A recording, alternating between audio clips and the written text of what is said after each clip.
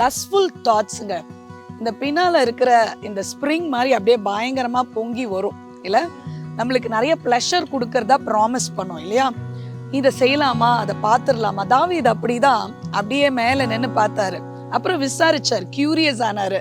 யார் அவங்க? ஓ சொல்றாங்க உரியாவோட மனைவி.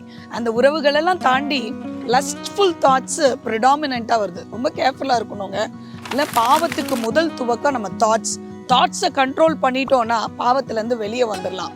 பாருங்க, இந்த லஸ்ட்ஃபுல் தாட்ஸ் வர்றதுக்கு மெயினான காரணம் என்ன இன்புட் போகுதுன்னு பாருங்க. தவறான காரியங்களை பார்க்கறதும் கேட்கறதும் லஸ்ட்ஃபுல் தாட்ஸை இன்க்ரீஸ் பண்ணும். ஆண்டவருக்கு அது பிரியும்ல, பாவத்துல விழுந்துருவீங்க. ஒருவேளை லஸ்ட்ஃபுல் தாட்ஸ் இருக்குன்னா ஆண்டோட சமூகத்துக்கு அடிக்கடி போகிற பழக்கம் வச்சுக்கொள்ளுங்க. அதை அறிக்கை செய்யுங்க, ஆண்டவரே இதை மேற்கொள்ள உதவி செய்யுங்கன்னு சொல்லுங்க. தாட்லயே பிசாசுக்கு எதிர்த்து நில்லுங்க. அங்க ஜெயிச்சிட்டீங்கன்னா வாழ்க்கையில ஜெயிச்சிட்டீங்க. Do not entertain lustful thoughts.